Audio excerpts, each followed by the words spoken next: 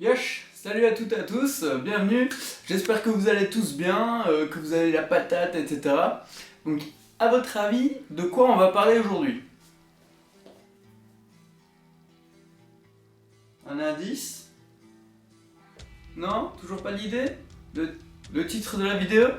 Bon, on va parler de Batman évidemment. Donc, Batman Vampire, édité chez Urban Comics en français, édité chez DC Comics en anglais forcément. Petite info, avant c'était évidemment chez Panini Comics pour ceux qui s'en rappellent.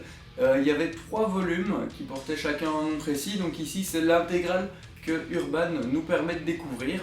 Donc tout d'abord, désolé, mais je ne saurais pas être impartial sur ce titre. Je suis un gros fan de cet album. J'ai adoré l'histoire de Urban Comics. Voilà, comme ça c'est dit, vous savez déjà que je vais vous dire que du bon dessus. Mais je vais quand même essayer de rester objectif. Ça va être dur. Attention, je vais quand même lâcher quelques spoils. Je vais essayer de rester le plus léger possible, mais il y a des spoils que je ne pourrais pas éviter si je veux parler de l'entièreté de l'œuvre. Alors, en gros, c'est le combat du siècle entre The Goddamn Batman and the Motherfucking Dracula. En fait, entre Batman et Dracula, quoi. D'ailleurs, c'est l'œuvre, enfin, c'est le titre de l'œuvre. En anglais, c'est Batman contre Dracula. Donc voilà. Donc, parlons des auteurs. D'un côté, on a Kelly Jones qui a travaillé principalement sur Sandman. C'est aussi édité chez Urban Comics, donc si vous faites une petite recherche, vous vous rendrez compte que c'est un incontournable du comics. J'en parlerai peut-être d'ailleurs dans une prochaine vidéo, on verra bien. De l'autre côté, on a Doug Moench. Je ne sais pas comment ça se prononce, on s'en fout. Qui est l'auteur de deux super-héros, oui et non, c'est deux anti-héros les plus cool, les plus badass que je connaisse. Donc notamment Moon Knight, le Batman de chez Marvel en pire. Faudrait que j'en parle de ce personnage-là, il est vachement cool. Et Deathlock chez DC, que vous connaissez déjà peut-être. Bref. Batman Vampire, de quoi ça parle? Donc c'est Dracula qui s'éveille, qui découvre la ville de Gotham, qui s'avère être le vivier parfait pour tuer, pour assouvir sa soif de vengeance et monter par la même occasion sa nouvelle armée de vampires. Donc Batman évidemment ne va pas se laisser faire, il va combattre cette menace de toutes ses forces, il va pouvoir compter sur de nouveaux alliés assez inattendus pour combattre le Seigneur du Mal. Puis Batman va recevoir la bénédiction ou la malédiction, c'est selon, du vampirisme et deviendra réellement un homme chauve-souris, donc j'entends par là qu'il deviendra un vrai vampire. Donc au début il va combattre la soif de tout vampire, il va la combattre du mieux qu'il peut et il va malheureusement perdre pied et va littéralement devenir un monstre. Voilà en résumé de quoi traite cet album. Donc on pourrait croire éventuellement que ce crossover entre Batman d'une part et Dracula de l'autre peut sembler étrange, mais forcément dès que vous avez découvert Batman, peut-être si vous vous en rappelez, ou peut-être que quelqu'un vous l'a déjà dit, un homme chauve-souris, ça fait d'office penser à un vampire. Surtout que Batman ne vivant que la nuit ne peut que rappeler certains thèmes du vampire. Et donc du coup le crossover entre Batman et Dracula est naturellement fait chez la plupart des gens en fait. Il suffisait simplement de le mettre en scénario et en image et on a un récit qui se veut sombre, assez violent mais aussi très intéressant. À la limite de l'épouvante, on va retrouver des ingrédients de l'univers de Bram Stoker, donc avec Dracula et la malédiction du vampirisme, le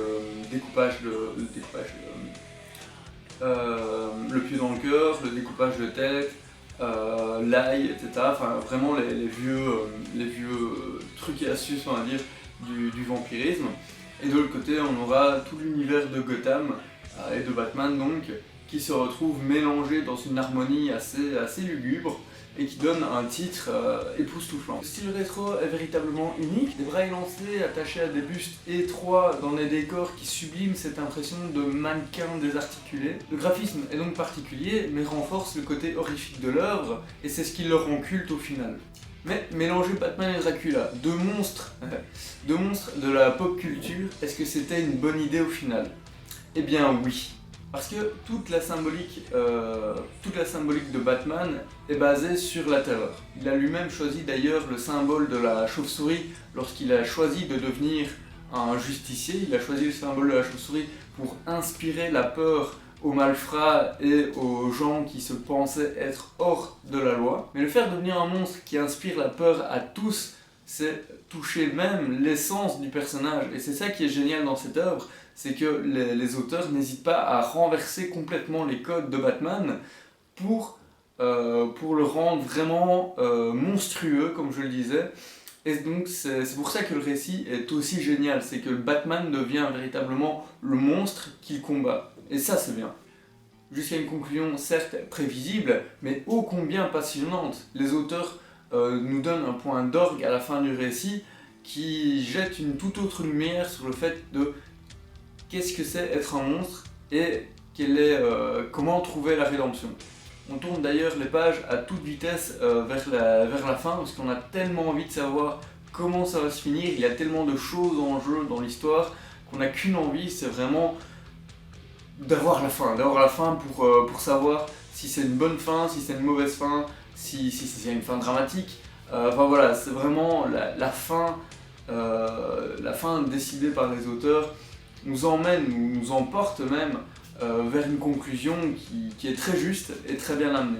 Bon, certes, certaines ficelles scénaristiques, je dirais, sont prévisibles, mais j'en ai rien à foutre, parce que ce récit est tellement génial que je vais même pas me casser la tête à trouver d'autres défauts. Merci d'avoir regardé, à la prochaine, soutenez vos libraires. Non, plus sérieusement, certains pourront crisser sur le comportement parfois too much du Batman, car comme je le disais, tous les codes du personnage sont balayés.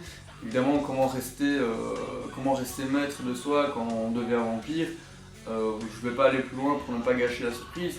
Mais voilà, donc sachez que ceux qui ne jurent par le Batman que par son acte de je ne tue personne, ben forcément il faut un peu passer outre cette idée pour apprécier le scénario de Batman Vampire, forcément. Donc au final, Batman Vampire, c'est une lecture indispensable pour tous ceux qui veulent une aventure du Chevalier Noir en un seul tome, une aventure donc qui sort du carcan super-héroïque dans lequel Batman évolue d'habitude. De A à Z, cette histoire est excellente, elle est prenante, elle est très bien écrite. Si vous passez au-delà du du pitch de base avec la rencontre entre deux mondes, si vous accrochez à ce que je viens de vous dire, achetez l'album les yeux fermés, vous ne le regretterez jamais, c'est un album que vous relirez probablement plusieurs fois dans votre vie.